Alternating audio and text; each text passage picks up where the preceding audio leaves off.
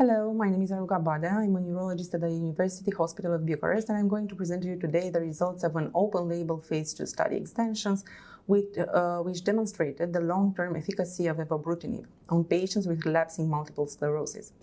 Before we start and before getting into the study, I want to talk briefly about the molecule and about how does Evobrutinib works. So what we know until now is that Evobrutinib is a highly selective inhibitor of the Bruton's tyrosine kinase, which prevents the activation of the B-cell antigen receptor signaling pathway. This prevents both B-cell activation and BTK-mediated activation of downstream survival pathways. So Evobrutinib has a dual mode of action, targeting both B-cells and myeloid cells. By blocking the Bruton tyrosine kinase, you will prevent the activation and the function of B cells, and subsequently curbing the T cell function and inflammation. It was already shown in a phase 2 randomized controlled trial published in the New England Journal of Medicine that significant reduction lesion of the T1 gadolinium enhancing lesion was observed in patients with multiple sclerosis which were treated with Evobrutinib compared to placebo in week 24. What I'd like to address now, I'd like to report the long-term efficacy of Evobrutinib measured as the annualized relapse rate and as qualified relapse. This is a study design. We have 4 arms. We have the placebo arm, Evobrutinib 25 milligrams per day, Evobrutinib 75 milligrams per day, and 75 milligrams twice per day. So we have we have an open label reference arm, which is the dimethyl fumaroate arm. The primary endpoint was an MRI endpoint at week 24, which was positive, and then 48-week analysis of the annual relapse rate that was also a secondary endpoint, which was also positive. Then the open label extensions was started, in which initially all patients were treated with 75 milligrams once per day, and then they were switched with 75 milligrams twice a day. What we know is that after analyzing the data, it was also noted that the efficacy of Evobrutinib is highly correlated with the Bruton tyrosine kinase occupancy. So the BTK occupancy increased in a dose-dependent manner based on the pre-dose steady state through observation at weeks 4, 12, and 24. It's important to know that the largest and most sustained reduction in the annual relapse rate was achieved when BTK occupancy was more than 95%, observing nearly all patients receiving 75 milligrams twice a day.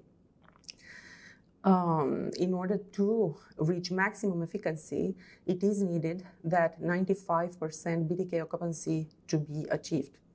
This is a patient disposition. So 77% of the patients entered the open label extension and 90% completed at least 108 weeks of treatment. And this is what we will present today. One result is the annual relapse rate, which it was maintained with long-term treatment. In patients receiving Evobrutinib 75 milligrams twice a day, the efficacy at week 48 was maintained at 108 weeks.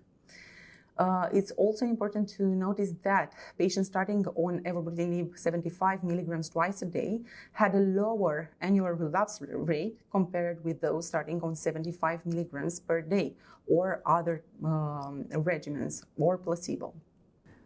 It was also found that patients receiving 75 milligrams twice a day have a lower cumulative probability of developing a qualified relapse than patients receiving other regimens or placebo, and especially those who are started from the beginning on 75 milligrams per day.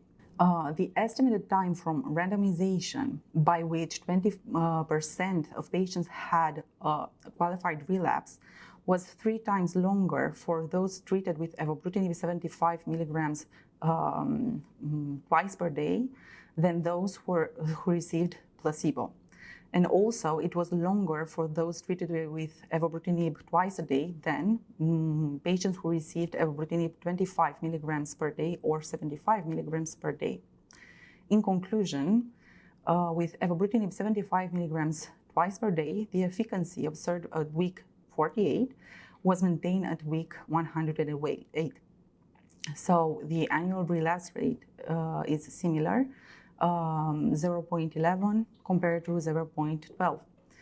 Also, the probability of and time to qualified relapse highlighted that despite switching to Evobrutinib 75 milligrams per day to twice per day in the extension period, patients treated with Evobrutinib 25 milligrams per day, 75 milligrams per day, or placebo did not achieve the same level of efficacy on those initiated on 75 milligrams twice per day. The maximum efficacy observed at the 75 milligrams twice per day is correlated with optimal BTK occupancy of more than 95% in 98% of patients achieved with dose Evobrutinib twice per day.